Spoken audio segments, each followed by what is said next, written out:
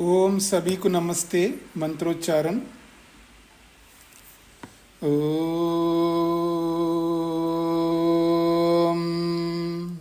सहना भवतु सहनौ भुनक्तु सह वीर्यं करवावहै तेजस्विनावधीतमस्तु मा विद्विषावहै। ओम शांति शांति शांति।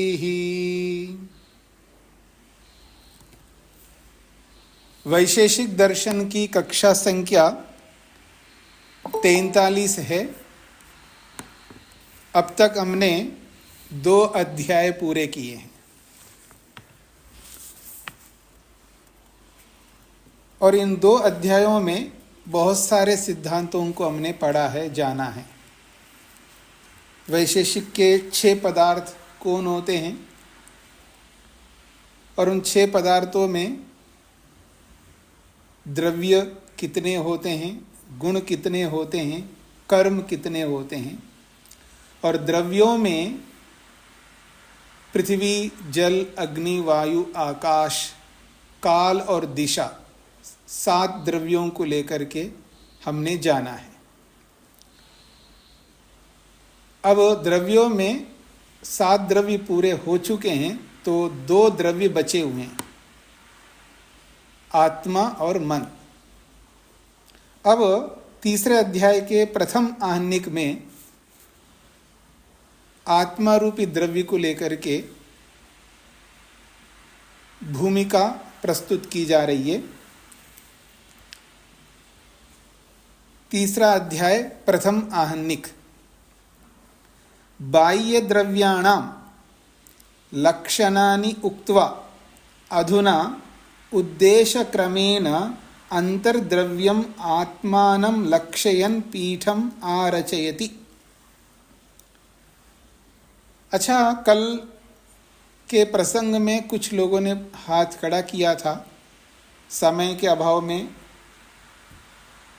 उत्तर नहीं दे पाया।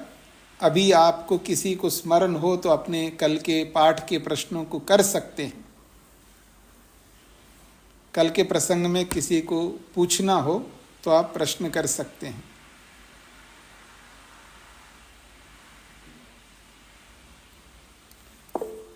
हाँ जी, ममता जी।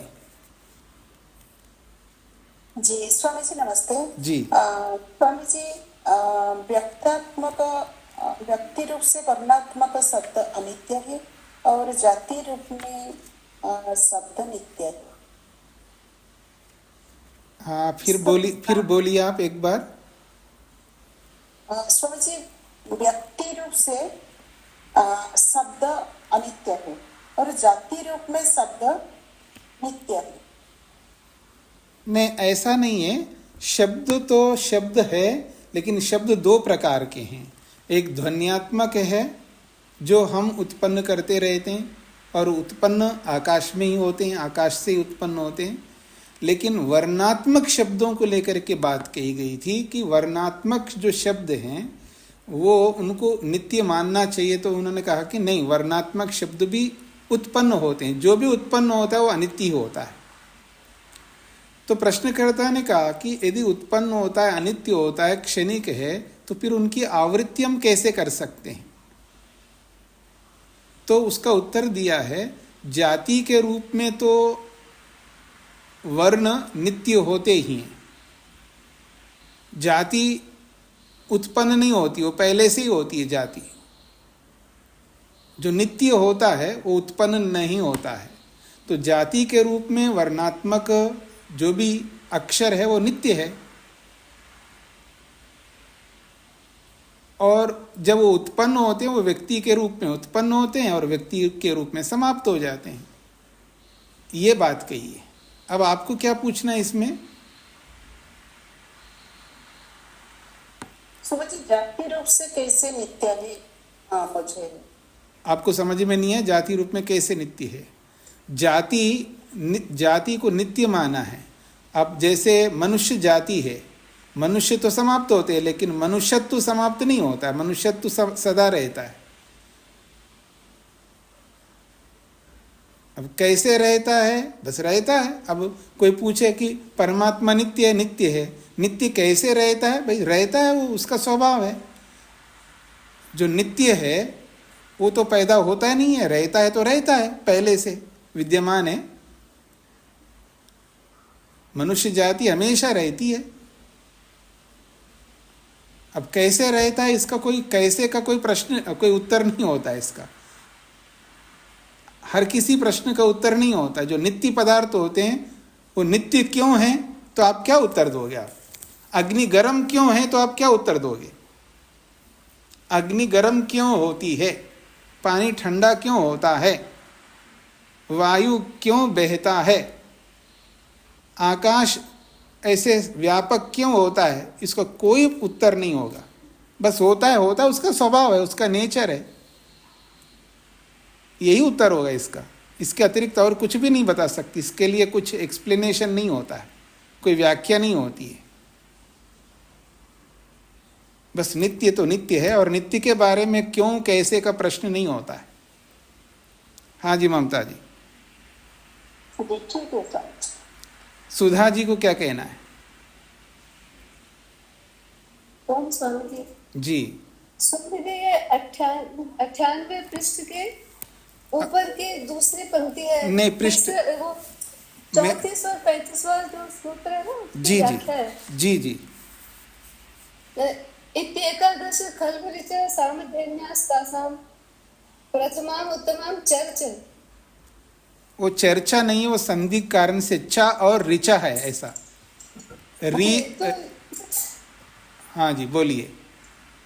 ये बस मुझे ये चर्च इस शब्द के बारे में पूछना था। वो चर्चा नहीं है जी, उसको संधि विच्छेद करेंगे। चा और ऋचा, चकार में अकार है और ऋचा में ऋकार है, तो आ और री मिलकर के अर हो जाता है। ठीक है स्वामी जी। अवर्ण और रिवर्ण दो स्वर आपस में आते हैं ना, विरुद्ध स्वर। अकार ऋकार, अकार उकार, अकार इकार, तो वहाँ गुण हो जाता है, गुण होकर के अर हो जाता है। तो चर्चा में अर हो गया, री को, री और आ को मिला करके अर बन जाता है। जी जी जी। हाँ जी सोमनाथ जी। स्वामी जी नमस्ते जी। ये 32 सूत्र में जी अंतिम वाक्य जो तथा छात्र लिंगा, तो छात्र में क्या है?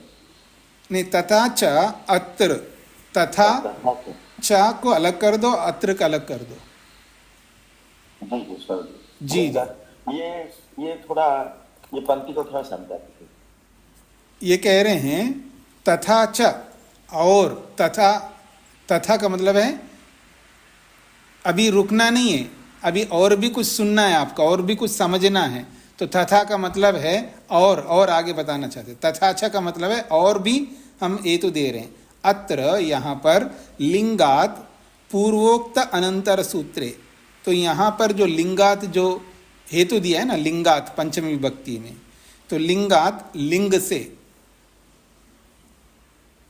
अब ये लिंग का अर्थ समझते हैं ना, लिंग का मतलब होता है चिन्ह, सिंबल। लिंग का अर्थ होता है प्रमाण। जो शब्द को समझाने के लिए जो प्रमाण है, लिंग है, उसको लेकर के बात हो रही है। तो उस लिंग से, उस प्रमाण से पूर्वोक्त अनंतर सूत्रे, पहले कहे गए, अनंतर का मतलब है इस सूत्र के बाद वाला, अर्थात 31वां सूत्र। इस सूत्र से पहले और अंत में है, तो 31वां सूत्र है। तो इस सूत्र में प्रतिपादितात कारणात, इस सूत्र में जो कारण प्रस्तुत किए गए हैं, उन कारणों से संयोगात इतरस्य, संयोग रूपी जो कारण बताया है, संयोग से शब्द उत्पन्न होता है। तो संयोग से जो भिन्न और भी कारण बताए ना, विभाग है, शब्द है, इनसे भी शब्द उत्पन्न होता है। तो इतरस्य संयोगादि जन्यत्वादपि, संयोग से भिन्न कारण और संयोग से भी, शब्द अनित्य, शब्द अनित्य है ऐसा सिद्ध होता है। तो कौन सा शब्द अनित्य है? ध्वन्यात्मको वर्णात्मकश्च उभय विधा, चाहे वो ध्वन्यात्मक शब्द हो चाहे वर्णात्मक शब्द हो, दोनों प्रकार का शब्द अनित्य सिद्ध होता है। कैसे? लिंग से, प्रमाण से। कौन सा प्रमाण है जी? ये जो 31वां सूत्र में जो बात कही गई है, संयोग है, विभाग है, इन प्रमाणों से भी ये सिद्ध होता है कि संयोग से शब्द उत्पन्न होता है, विभाग से शब्द उत्पन्न होता है, शब्द से भी शब्द उत्पन्न होता है। इन सब लिंगों से, इन सब हेतुओं से ये सिद्ध होता है कि शब्द अनित्य है। अनित्य। जी, ये संयोग आदि जन्यता अभी जो लिखा है शब्द क्या है? संयोग आदि जन्यत्वाद अभी, संयोग आदि जन्यत्वाद अपि का मतलब है संयोग आदि से उत्पन्न जो शब्द है, संयोग से उत्पन्न शब्द, जन्य का अर्थ होता है उत्पन्न, तो संयोग से उत्पन्न शब्द से भी और कारण भी हैं जिनसे शब्द उत्पन्न होता है। जी जी, हाँ जी। और किसी कुछ कहना है? ममता जी कुछ कहना है? जी स्वामी जी, एक्चुअली 22वां सूत्र का भाष्य का कुछ बचा था, अब 23वां सूत्र प्रारंभ। 22वां सूत्र? हाँ जी, भाष्य का 2 लाइन बचा है। 22वां सूत्र का मतलब पीछे 22 संख्या, तुल्य जातीयेषु अर्थांतरभूतेषु, इसमें? हाँ, भाष्य बचा था। अच्छा, कहाँ से बचा था जी? यद्वा शब्दे विशेष धर्मस्य उभय कोटिगतस्य। अच्छा, बचा नहीं था, उसका अर्थ मैंने बता दिया होगा, कोई बात नहीं। यद्वा शब्दे विशेष धर्मस्य उभयकोटिगतस्य तुल्य जातीय गुणलक्षणस्य द्रव्याश्रयित्वस्य अतुल्य जातीय द्रव्यगत लक्षणस्य समवायित्वस्य क्रियागुणवत्वस्य तथा च अतुल्य जातीय कर्मणश्च कर्म विरोधित्वस्य लक्षणस्य अदृष्टत्वात् संशय। ये इन सबको हमने एक भाव के रूप में इन सब का अर्थ बताया था, क्योंकि ये सब बहुत कठिन है समझना और इन सबको समझने की आवश्यकता नहीं थी, इसलिए इसका सार मैंने बताया था कि ये सब छोड़ दीजिएगा, केवल ये समझ लीजिएगा कि यहाँ पर ये जो शब्द है यानी तुल्य जाति और अर्थांतर, दो विशेष धर्म जो है, शब्द का जो विशेष धर्म है वो श्रोत्रेंद्रिय ग्राह्यत्व। श्रोत्रेंद्रिय ग्राह्यत्व जो है ये विशेष धर्म है शब्द का, और श्रोत्रेंद्रिय से ग्रहण करने योग्य और कोई नहीं है शब्द को अलावा, शब्द को छोड़ करके। उसको ध्यान में रख कर के इन सब का अर्थ बताना छोड़ दिया था। इनको समझना बड़ा मुश्किल होगा आप लोगों को और जरूरी भी नहीं है, इसलिए इन शब्दों का अर्थ मैंने छोड़ दिया था। जी ठीक है जी, ठीक है सर। हाँ जी, चेतन जी। स्वामी जी, वर्णोच्चारण शिक्षा में तो 22 स्वर हैं जी और 41 वर्ण हैं जी, स्वर व्यंजन है जी। हाँ तो जी, वहाँ 14 और 50 बताए जी, इसका कुछ पता चल सकता है? हाँ जी, चलता है ना। वहाँ जो स्वर 22 बताए ना, वो जैसे अवर्ण है, अवर्ण के जितने भेद होते हैं ना, वो सारे भेदों के साथ में बताया वहाँ पर। अरस्व दीर्घ प्लु 3 हो गए ना अकार, और इकार भी जो है अरस्व और दीर्घ और उकार का भी, तो वो एक एक वर्ण के एक एक स्वर के अनेक बन जाते हैं ना, उन सबको मिलाकर के 22 बताया वहां पर। और यहां मूल मूल को गिनाया है।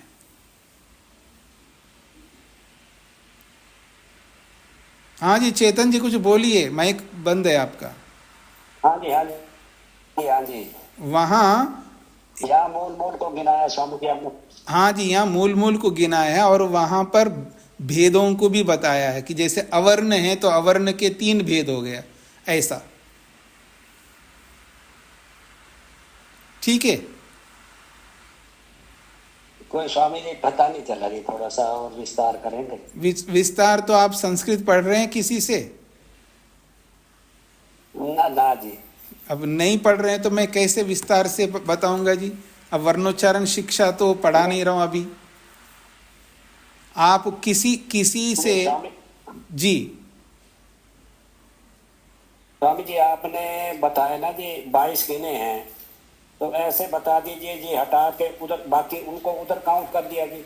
नहीं, मैं वो नहीं बताऊंगा ना, मेरा विषय नहीं है। वर्णोच्चारण शिक्षा मेरा विषय नहीं है, अभी पढ़ाने का विषय नहीं है, वो नहीं बता सकता। और किसी से आप समझ लीजिएगा, यहाँ क्लास में कोई बता सकते हैं तो इनको बता देना। आप में से कोई वर्णोच्चारण शिक्षा में जो भेद बताए गए हैं, वहाँ क्या भेद बताए हैं और यहाँ क्या बताया है, वो आप किसी से और से पूछ लीजिएगा ना। ठीक। हाँ जी, मतलब हर बात को मेरे से नहीं पूछना है, जो दूसरे लोग बता सकते हैं उनसे उन बातों के बारे में समझ लेना चाहिए। और जो नहीं बता पाए कोई भी, तो आप मेरे से पूछ सकते हैं जी।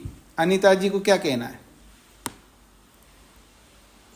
स्वामी जी प्रणाम जी। सूत्र नंबर 22 में जैसे शब्द के विशेष धर्म जो है वो 3 मुझे समझ आ रहे हैं, जैसे संयोग, विभाग और श्रोत्रेंद्रिय ग्राह्य। तो ये क्या तीनों ही आएंगे या इसमें विशेष रूप से सिर्फ श्रोत्रेंद्रिय ग्राह्य को ही लेंगे? वो श्रोत्रेंद्रिय ग्राह्य को लेंगे तो सरलता रहेगी। संयोग, वियोग, विभाग आदि सब है, औरों के साथ भी जुड़ता है। इसलिए हमने उस दिन 22वें सूत्र में केवल श्रोत्रेंद्रिय ग्राह्यत्व को ही मुख्य बना करके चले जी। जी जी। हाँ जी, और कोई किसी का कोई प्रश्न है? आगे बढ़ूं मैं?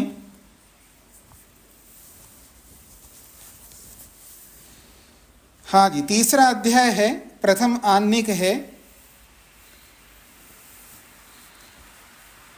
बाह्य द्रव्यानाम लक्षणानि उक्त्वा, बाह्य द्रव्यों के लक्षणों को बता करके। अब बाह्य द्रव्य बोलेंगे तो ये सापेक्ष शब्द कहलाता है। बाह्य द्रव्य बोलते ही सापेक्ष है ये शब्द, यानी अपेक्षा रखने वाला शब्द है। बाह्य द्रव्य जो शब्द है वो दूसरे की अपेक्षा रखता है, इसको दूसरे की अपेक्षा रखने वाले को सापेक्ष कहते हैं। सापेक्ष का मतलब है दूसरे की अपेक्षा रखने वाला। जैसे मैं उदाहरण बताता हूं, पति ये सापेक्ष है, तो पति सापेक्ष शब्द अर्थात दूसरे की अपेक्षा रखता है पति शब्द।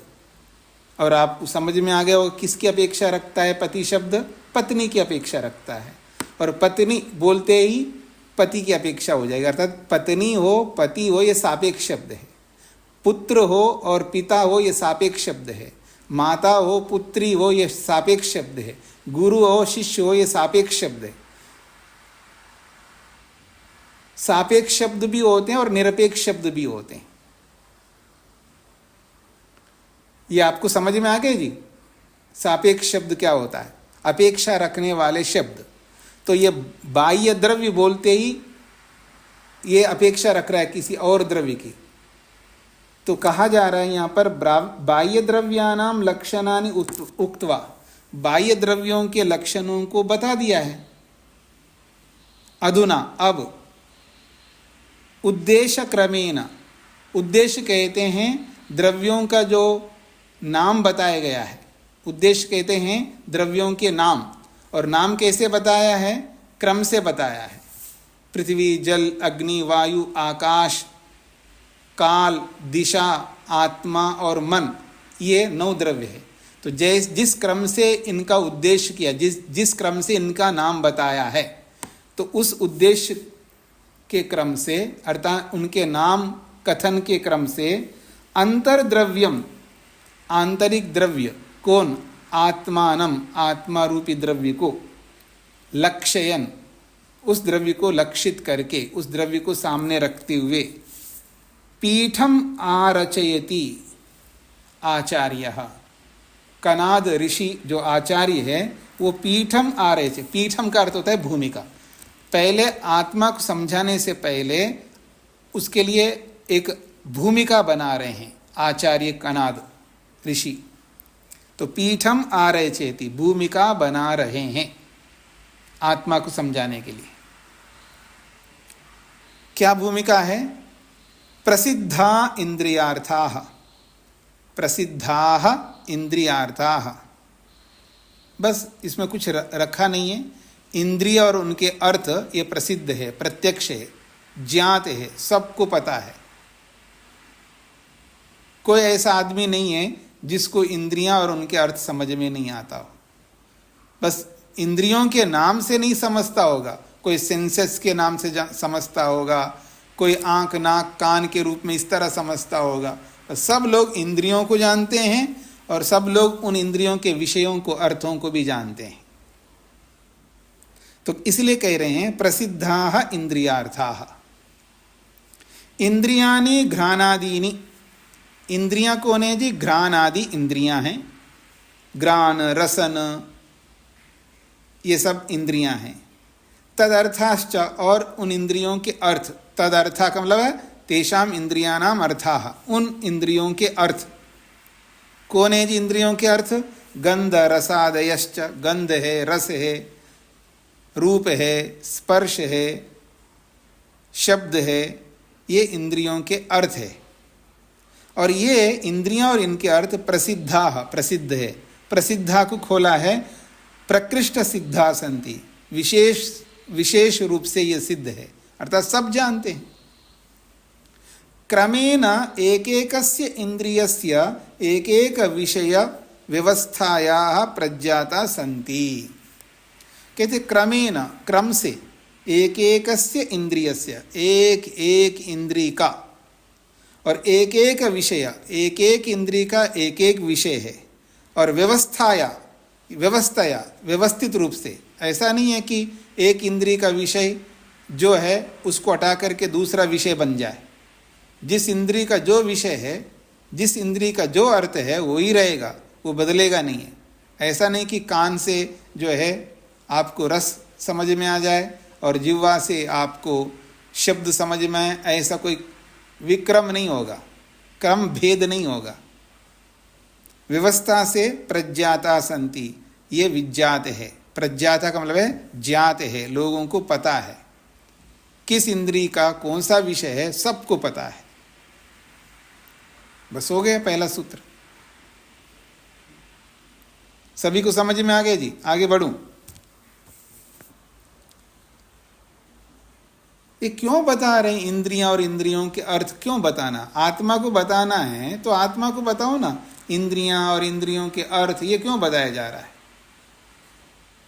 वो इसलिए बताया जा रहे हैं, इन्हीं के माध्यम से, तो इंद्रियों के माध्यम से, इंद्रियों के विषय जो अर्थ है, इंद्रियों और इंद्रियों के अर्थों के माध्यम से तो आत्मा को आप पहचान पाओगे। उनके बिना नहीं पहचान सकते आप आत्मा को। इनके थ्रू, इनके माध्यम से पहचानोगे, इसलिए इनको बताया जा रहा है। इंद्रियार्थ प्रसिद्धि इंद्रियार्थेभ्यो अर्थांतरस्य हेतु, इसलिए बताया गया है। कहते इंद्रियार्थ प्रसिद्धि, इंद्रिय और उनके जो अर्थ है, उनकी जो प्रसिद्धि है, ये जो ज्ञात है, इंद्रियां कौन सी है, उनके अर्थ कौन से हैं, इनका जो प्रत्यक्ष हमें अनुभव है, ये इंद्रियार्थेभ्यो अर्थांतर से हेतु, इंद्रिय और उनके अर्थों से किसी भिन्न को ये हमें जनाते हैं। इंद्रियां और उनके विषय जो है, ये दोनों मिलकर के इन दोनों से भिन्न किसी और अर्थ को हमें जना रहे हैं। इसलिए अर्थांतर से हेतु, भिन्न किसी अन्य वस्तु का ये हेतु, कारण बन रहे हैं। इंद्रिय और उनके अर्थ जो है हेतु के रूप में कारण बनते जा रहे हैं। किसको सिद्ध करने के लिए? अर्थांतरस्य, इन दोनों से भिन्न किसी और वस्तु का, उसी का नाम आत्मा है। इंद्रियाणाम तदर्थानाम च प्रसिद्धि, इंद्रियां और उनके अर्थों की जो प्रसिद्धि है, इंद्रियां और उन अर्थों का जो ज्ञान है, जो प्रत्यक्ष है, प्रसिद्धि को खोला है प्रत्यक्षता, प्रत्यक्षता का खोला है, प्रत्यक्षता को अनुभूति, अनुभूति को खोला है ज्ञानम।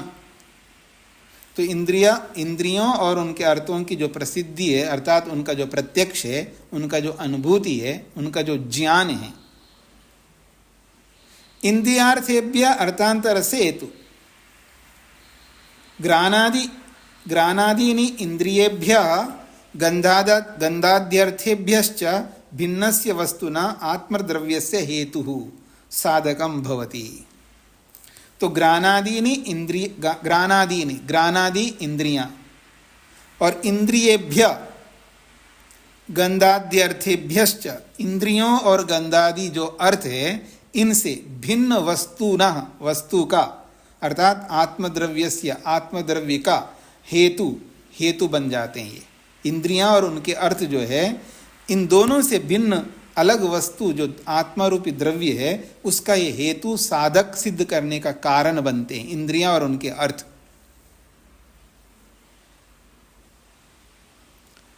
समझ में आ रहा है जी आप सबको? इंद्रियां आत्मा को सिद्ध करती हैं, इंद्रियों के विषय आत्मा को सिद्ध करते हैं।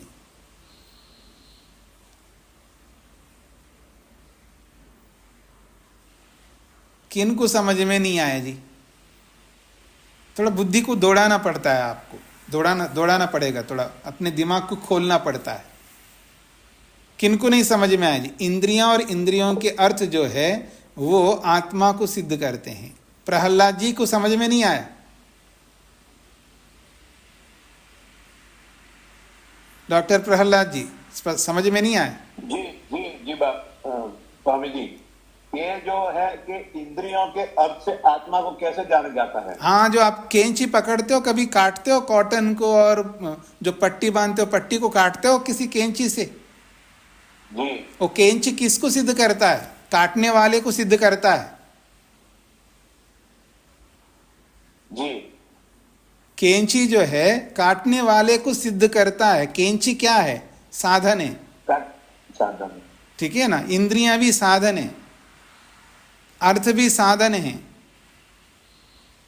तो आप जो दवाई लिखते हो ना, दवाई पेशेंट को, वो दवाई क्या है? अर्थ है।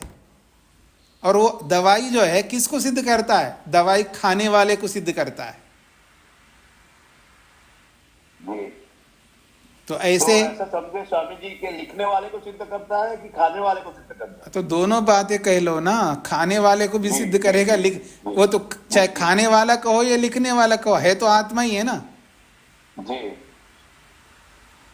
हाँ, लवनीत जी को ज्यादा समझ में आएगा, दवाइयां रख के हैं। ठीक है ना?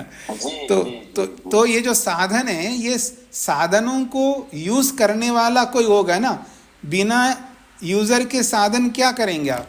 साधन तो है, गाड़ी तो है, लेकिन ड्राइवर के बिना गाड़ी का कोई अर्थ नहीं है। तो गाड़ी जो है साधन है, तो गाड़ी किसको सिद्ध करती है? ड्राइवर को सिद्ध करती है। तो ये जो इंद्रियां है, ये साधन है। ये किसको सिद्ध करती हैं? इंद्रियों का प्रयोक्ता को सिद्ध करती हैं। ये अर्थ किसको सिद्ध करते हैं? उन अर्थों का जो प्रयोजक है उसको सिद्ध करते हैं। अब किनको समझ में नहीं आया? रेशा जी समझ में आया? हाँ जी, आ रहा है। हाँ, आना चाहिए, नहीं आए तो मुश्किल हो जाएगा मेरे लिए जी। तो आइए, तो कहा जा रहा है कि जो इंद्रियां हैं, ग्राणादि इंद्रियां और उनके अर्थ, इनसे जो भिन्न वस्तु आत्मा रूपी द्रव्य को ये सिद्ध करने का हेतु, साधक, कारण बनते हैं। यही बात कही यहां पर। इंद्रियानि तो करणानि। अब उसी बात को जो मैंने आपको कैंची के रूप में, दवाई के रूप में जो बोला है, उसी बात को यहां पर भाष्यकार और समझा रहे। इंद्रियानि तो करणानि, इंद्रियां तो करण है, साधन है। किसके समान? कुठारादिवत साधनानि। कुठार कहते हैं कुलाड़े को, कुलाड़े आदि के समान। अब कुलाड़ा किसको सिद्ध करेगा? काटने वाले को सिद्ध करेगा। जैसे कैंची किसको सिद्ध करेगा? काटने वाले को, डॉक्टर को सिद्ध करेगा। चाकू किसको सिद्ध करेगा जी? काटने वाले को। चोर को भी, डाकू को भी और डॉक्टर को भी, दोनों को सिद्ध करेगा। दवाई किसको सिद्ध करेगा? शॉपकीपर को भी सिद्ध करेगा और दवाई खाने वाले को भी सिद्ध करेगा, बेचने वाले को भी खरीदने वाले को सिद्ध करेगा दवाई, ऐसा। तो कहते हैं इंद्रियानि तो करणानि, इंद्रियां तो करण है, साधन है। किसके समान? कुठारादिवत साधनानि, कुलाड़े आदि के समान। कुलाड़ा है, द्रांति है, उनके समान साधन है। साधनानि संति आत्मनः, और किसके साधन है जी? आत्मनः साधनानि, ये आत्मा के साधन है। अथ गंधादयो अर्थ प्रयोजनानि, और गंधादि जो अर्थ है, 5 अर्थ, गंध है, रस है, रूप है, स्पर्श है, शब्द है, ये अर्थ है। और ये 5 अर्थ क्या है? प्रयोजनानि, ये प्रयोजन है। आत्मा इन्हीं को तो सिद्ध करता है ना, सूंघना चाहता है, चखना चाहता है, देखना चाहता है, स्पर्श करना चाहता है, सुनना चाहता है, ये प्रयोजन है आत्मा के। तो ये अर्थ जो है 5 अर्थ प्रयोजनानि, ये प्रयोजन है। किसके प्रयोजनानि? प्रयोजनानि ही आत्मना, ये आत्मा के प्रयोजन है। देखो जी, आपके 5 प्रयोजन है, 1 नहीं, 2 नहीं, 3 नहीं, 5 प्रयोजन है आपके। रूप, रस, गंध, स्पर्श, शब्द, ये आपके आत्मा के प्रयोजन है। ये एवं इंद्रियाणाम प्रयोक्ता, इसी प्रकार से इंद्रियाणाम प्रयोक्ता, इंद्रियों का प्रयोग करने वाला होता है।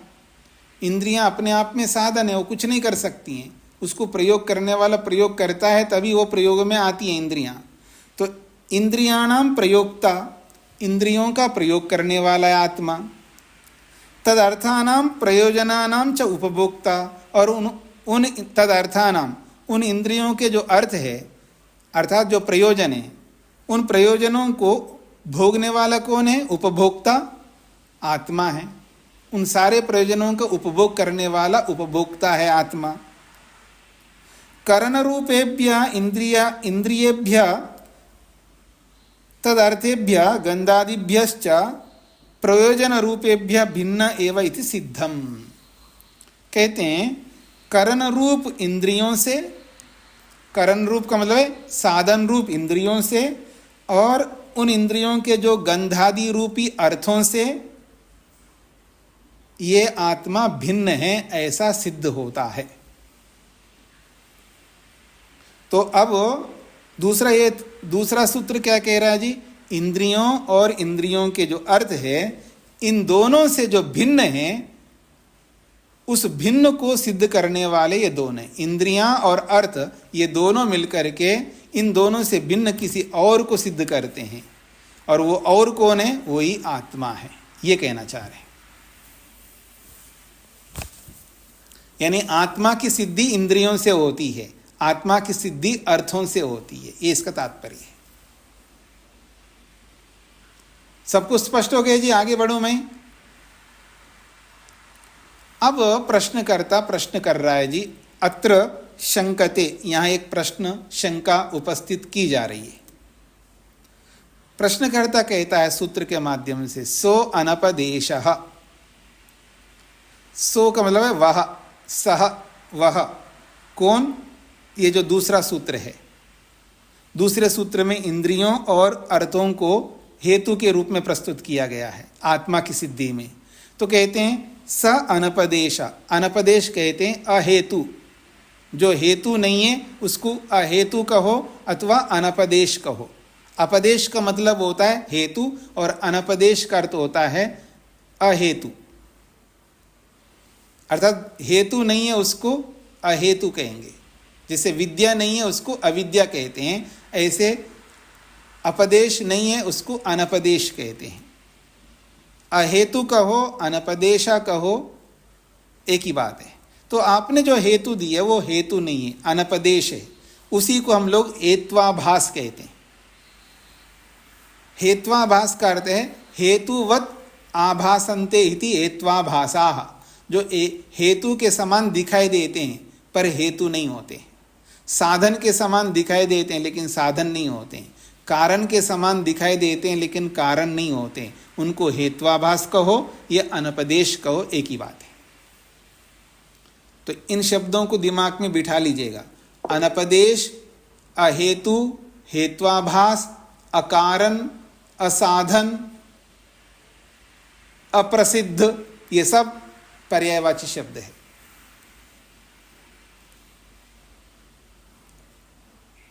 हाँ जी, ममता जी। स्वामी जी थोड़ा हेतुवत आभास बात जो उक्ति दोहराई दीजिए प्लीज। हेतुवत आभासन्ते इति हेत्वाभासाः। हेतुवत आभासन्ते, यह प्रतीयन्ते भी कह सकते हो, क्योंकि आभास शब्द लिखा है इसलिए आभास बोला जा रहा है। हेतुवत आभासन्ते इति हेत्वाभासा, जो हेतु के समान दिखाई देते हैं उनको हेत्वाभास कहते हैं।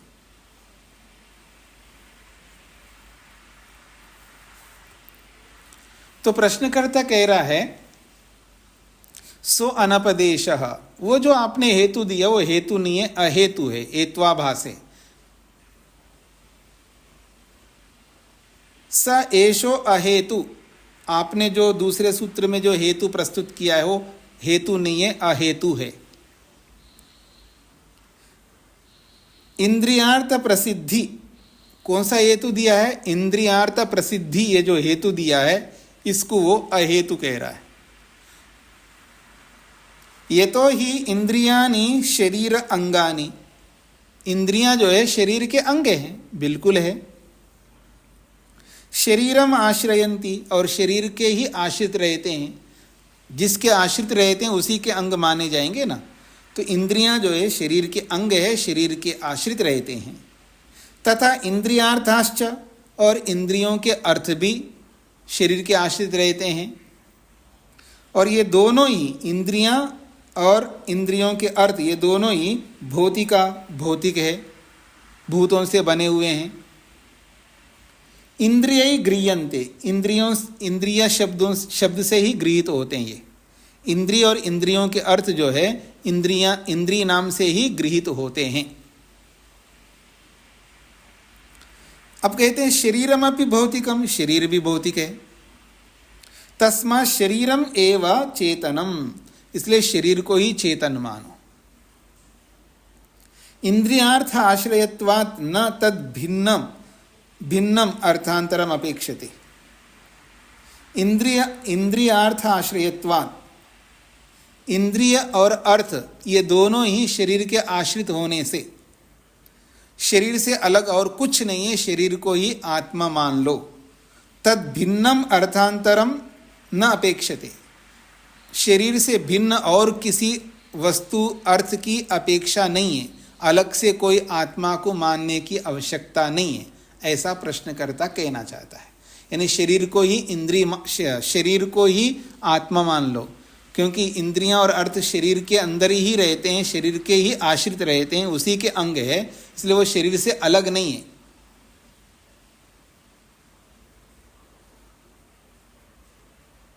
इसलिए इंद्रिय और अर्थों को सामने रख कर के आत्मा को आप सिद्ध कर रहे हो, ये हेतु ठीक नहीं है, अहेतु है। ये प्रश्नकर्ता का प्रश्न है। प्रश्न सबको समझ में आ गया जी? अब इसका उत्तर दिया जा रहा है आगे। समाधत्ते चतुर्भि सूत्रे, समाधान 4 सूत्रों के माध्यम से दिया जा रहा है। समाधत्ते चतुर्भि सूत्रे, 4 सूत्रों के माध्यम से समाधान किया जाता है।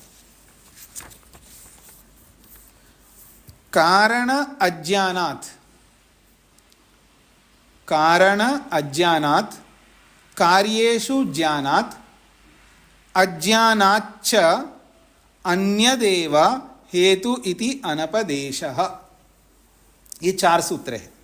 कारण अज्ञानात् पहला सूत्र, कारण अज्ञानात्, कार्येषु ज्ञानात् ये दूसरा है।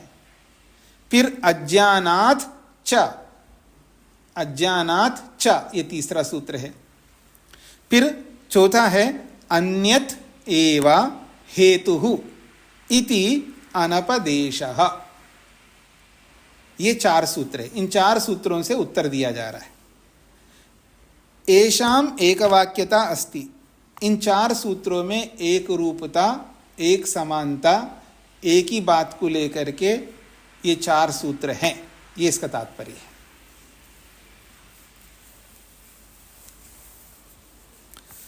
पहला सूत्र है, उसका अर्थ कर रहे हैं कारण अज्ञानात्। संधि विच्छेद करेंगे तो कारण अज्ञानात्, कारणाज्ञानात्। शरीरस्य कारणेषु खलु अज्ञानात् ज्ञान अभावात्। कारण अज्ञानात् का मतलब है कारण में ज्ञान ना होने से। तो शरीरस्य कारणेषु, शरीर के जो कारण है, भूतों से शरीर उत्पन्न होता है, तो शरीर के जो कारण भूत है, उन भूत रूपी कारणों में अज्ञानात् अर्थात ज्ञान अभावात्, शरीर के कारणों में ज्ञान ना होने से। ज्ञान का अर्थ यहाँ पर चेतना ना होने से, ऐसा अर्थ समझना है। ज्ञान ना होने सा का अर्थ है चेतना ना होने से। चेतना कहो अनुभूति कहो एक ही बात है। तो चेतना ना होने से, अनुभूति ना होने से, अर्थात कारणों में अनुभूति करने का सामर्थ्य ना होने से, ये इसका तात्पर्य है। नहीं शरीर कारणेषु भूतेषु ज्ञानमस्ति, शरीर के कारण भूतों में चेतना रूपी अनुभूति नहीं है। तस्मात् शरीरम चेतनम कथम स्यात्, जब शरीर में अनुभूति नहीं है तो शरीर में चेतना कहाँ से हो जाएगी? चेतनत तो शरीर में है ही नहीं है। जब शरीर को अनुभूति नहीं होती है तो शरीर में चेतनता कहाँ रहेगी? रह ही नहीं सकती है, इसका तात्पर्य है। तो यहाँ ज्ञान का अर्थ अनुभूति लेना है। तो यदि शरीर में अनुभूति होती है, अर्थात शरीर को अनुभूति होती है, शरीर में अनुभूति नहीं, शरीर को अनुभूति होती हो तो शरीर में चेतनता मानी जाएगी। तो जब शरीर को अनुभूति नहीं होती है तो शरीर में चेतनत्व कहाँ से आएगा? ये इसका तात्पर्य है। न तच्चेतनम इत्यर्था, इसलिए शरीर चेतन नहीं है। यह है कारण अज्ञानात् का अभिप्राय। सब कुछ स्पष्ट हो गए जी? आगे बढ़ रहा हूं मैं। अगली बात, कार्येषु ज्ञानात्, कार्येषु ज्ञानात्, ये दूसरा सूत्र है। अत चेद उच्चेता, यदि कोई प्रश्नकर्ता ये कहे, क्या सूक्ष्मेन चैतन्यम भूतेषु विद्यते तेषां कार्ये शरीरे तद अभिव्यज्यते। कार्येषु ज्ञानात् का मतलब है कार्यों में ही चेतना होने से, कार्यों में ही अनुभूति होने से, ऐसा उसका तात्पर्य है। यदि चेद उच्चेता, यदि प्रश्नकर्ता ये कहे कि सूक्ष्मेन भूतेषु चैतन्यम विद्यते, सूक्ष्मता से भूतों में चेतनता होती है, वो दिखाई नहीं देती है। एक एक भूत में सूक्ष्मता से कारण रूप में चेतनता होती है। जैसे सत्व में, रज में, तम में सुख है, दिखाई नहीं देगी आपको कारणों में।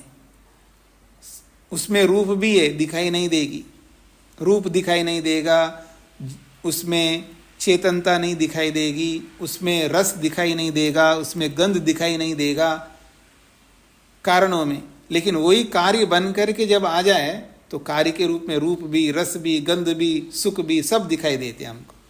ऐसे ही वो कहना चाह रहा है, सूक्ष्म रूप से चेतनता जो है भूतों में रहती है, लेकिन वो दिखाई नहीं देगी चेतनता। परंतु कार्य शरीरे तद अभिव्यज्यते, जब शरीर के रूप में, कार्य के रूप में आ जाता है, तब वो चेतनता अभिव्यज्यते, प्रकट होती है।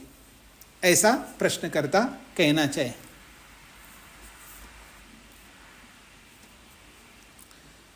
यदि एवं, यदि सूक्ष्मता से उसमें रहती है चेतनता और कार्य में प्रकट होती है चेतनता, यदि ऐसा है तो कहते हैं अगला सूत्र अज्ञानात्। तो शरीर में ही चेतनता क्यों प्रकट हो रही जी? घड़े में भी प्रकट हो जाना चाहिए, चेतनता तो उसमें भी है। आपने कहा कि शरीर के कार्य में शरीर कार्य है, उसमें प्रकट होती है, और घड़ा भी कार्य है, वस्त्र भी कार्य है, बहुत सारे कार्य है जड़ पदार्थ, उनमें भी चेतनता प्रकट होनी चाहिए, उनमें क्यों नहीं होती है? घटपटादिषु कार्येषु खलु अज्ञानात्। फिर घड़ा है, वस्त्र है, ये भी तो कार्य है, उनमें तो चेतनता नहीं होती है, उनमें क्यों प्रकट नहीं हो रही चेतनता? घटपटादयो अपि भूतानां कार्याणि। घड़ा है, वस्त्र है, ये भी तो भूतों के कार्य है। जैसे शरीर भूतों का कार्य है, तो ऐसे घड़ा, वस्त्र आदि ये भी भूतों का कार्य है, इनमें क्यों चेतनता प्रकट नहीं हो रही है? तत्र तु न चैतन्यम अभिव्यक्ति भूतम। पर घड़ा, वस्त्र आदि में चेतनता तो प्रकट नहीं हो रही है। पुनः कथम अनपदेश उच्यते। फिर हमारे हेतु को क्यों आप अहेतु कह रहे हो? ये सिद्धांती पूछ रहे हैं। यहां तक समझ में आ गया जी सबको? अब अंत में उपसंहार की ओर ले जा रहे हैं। अतः इसीलिए अन्यत एव हेतु इति अनपदेशः। अन्यत खलु ज्ञानम तदत्र हेतु रुच्यते। इसलिए अलग ही हेतु को यहां पर हमने प्रस्तुत किया है। अन्यत खलु ज्ञानम, इसलिए ये जो ज्ञान है, ये जो चेतनता है, ये बिल्कुल अलग है इंद्रियों के अर्थों से, शरीर से, इन सब से ये अलग है। ये ज्ञान, ये चेतनता तदत्र हेतु रुच्यते, उसी को यहाँ हेतु के रूप में बताया गया है। क्या? इंद्रियार्थ प्रसिद्धि इंद्रियार्थेभ्यो अर्थांतर से हेतु। इस सूत्र में अलग ही हमने हेतु के रूप में प्रस्तुत किया है। प्रसिद्धि ही प्रत्यक्षत्वम ज्ञानम खलु आत्मनो अस्ति। ये जो प्रसिद्धि है, ये जो प्रत्यक्षत्व है, ये जो ज्ञान है, ये जो अनुभूति है, ये आत्मा को ही होती है। यत नेत्रे मम साधनम। देखो, ये जो मेरी आंखें है ना, ये मेरे साधन हैं, ऐसा हम लोग बोलते हैं। नेत्रे मम साधनम, ये मेरी आंखें साधन है मेरे। नेत्राभ्याम रूपम अहम जाने, नेत्रों से रूप को जानता हूं, ऐसा बोलने वाला है। अहम नेत्रयोः उपयोक्ता, और मैं आंखों का उपयोग करता हूं देखने के लिए। रूपस्य उपभोक्ता इति, रूप का उपभोग करने वाला हूं, रूप को देख करके मैं भोगता हूं। क्यों जी? आप लोग भोगते हैं जी रूप को देख करके? हाँ जी,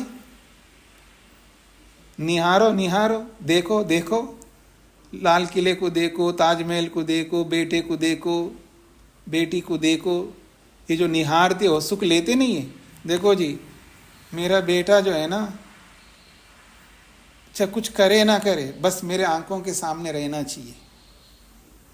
माँ बोलती है ऐसा। अच्छा जी,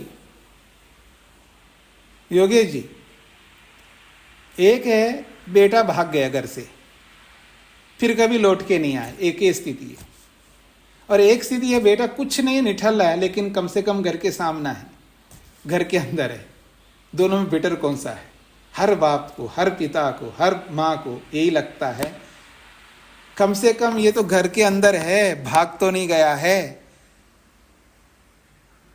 तो वो देख करके भी सुख लेता है व्यक्ति। तो यही बात कही जा रही है यहां पर। नेत्रयो उपयोक्ता, मैं नेत्रों का उपयोग करता हूं। रूपस्य उपभोक्ता इति, मैं रूप का उपभोग करता हूं, रूप को देखता हूं, रूप का उपभोग करता हूं, उसको भोगता हूं। ज्ञानमत्र सूत्रे लक्ष्यम, ऐसा बता करके यह ज्ञान, चेतनत्व, अनुभूति यहां इस सूत्र का लक्ष्य है। तस्माद् हेतुरस्ति, इसलिए ये हेतु है।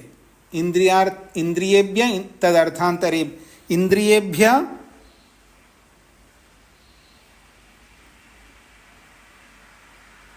इंद्रियार्थेभ्य अर्थांतरस्य हेतु, इंद्रिय और अर्थ इन दोनों से अलग वस्तु के लिए हेतु है। अर्थात इंद्रियों और उनके अर्थों से हम अर्थांतर वस्तु को सिद्ध करने के लिए हेतु बना रहे हैं। इंद्रियों और अर्थों को।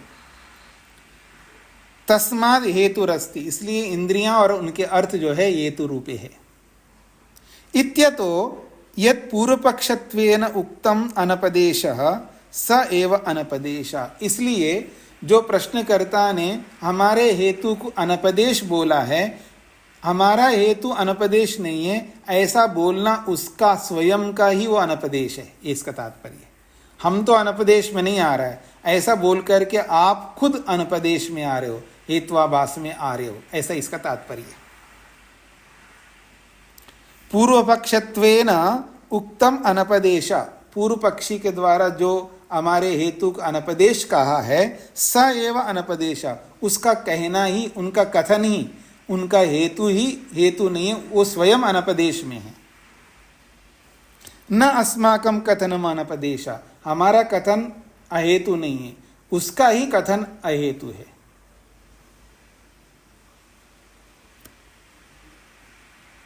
हाँ जी, कई बार पति है या पत्नी है ये बोलते हुए दिखेंगे आपको। जब पति बोले या पत्नी बोले आपने ये दोष किया, तो हम लोग क्या बोलते हैं? आपने भी तो किया है, आपने भी तो किया है। इसका मतलब मैंने किया, आपने स्वीकार कर लिया। आपने भी किया है, भी तभी बोलोगे ना, आपने भी तो किया है, तो आपने भी किया इसका मतलब है मैंने तो किया है दोष। वही वाली बात है। आप हमारे हेतु को अहेतु कह रहे हो, तो ये कह रहे हैं सिद्धांती हमारा हेतु हेतु नहीं, तुम्हारा कहना अहेतु है, ये इसका अभिप्राय है। हाँ जी, सोमनाथ जी को क्या कहना है? स्वामी जी इधर आपने भी, ये भी कहाँ से आया? नहीं, मैं वैसे उदाहरण दे रहा हूं, जैसे कोई हम भाषा के अंदर बातचीत करते समय जब पति या पत्नी जब हमको कहता आपने वो दोष किया था, तो हम लोग क्या करते हैं? हम लोग ये बोल पड़ते हैं आपने भी तो किया है, मेरे को क्यों कह रहे हो, आपने भी तो किया है दोष। ऐसा बोलते नहीं बोलते आप लोग भाषा के अंदर? मगर ये अनपदेश में ये भी कैसा है? अरे इधर छोड़ दो, मैं उदाहरण जो बता रहा हूँ वो आपको समझ में आया नहीं आया? जी सर, बस वो ही समझना है, यहाँ उसको यहाँ मत लगाना।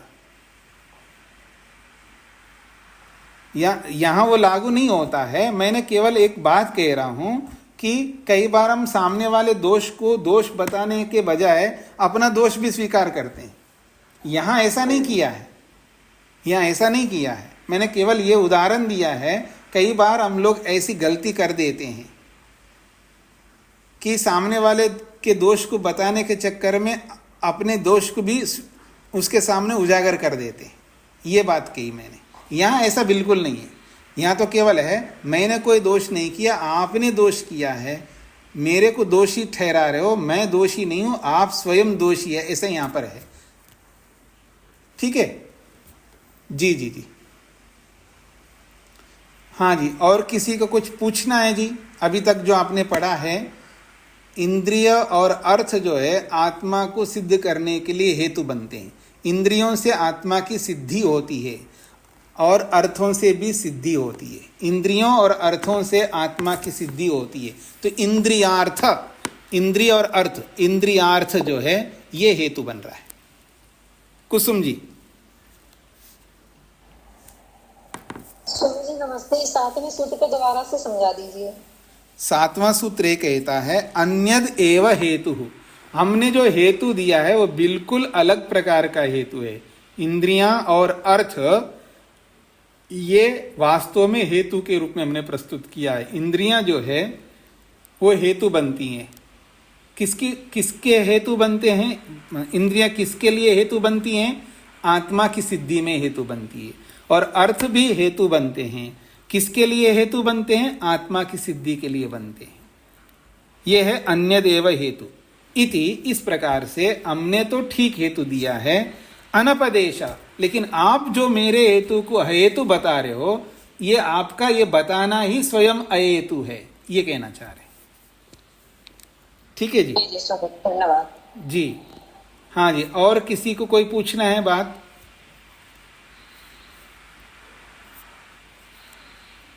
हाँ, राजगोपाल जी। स्वामी जी नमस्ते। ये जो आपने पहले व्याकरण में जो बात बताई उसके संदर्भ में कुछ पूछना चाहते हैं जी। जो चर्चा जो शब्द है हुआ वो कैसे हुआ? थोड़ा चर्चा का मतलब है, संधि विच्छेद करेंगे, चा और ऋचा। चकार में अकार है और ऋचा में ऋकार है, तो ये दोनों के बीच में यनादेश होता है। अब गुण गुण होता है, गुण गुण होता है। जी और गुण होने पर और जब अकार और ऋकार दोनों मिलते हैं तो अर बन जाता है, अर। जी तो अर बनता है तो वो अकार तो है तो चा में मिल जाएगा और चकार के ऊपर रेप चढ़ जाएगा तो चर चा ऐसा बनेगा।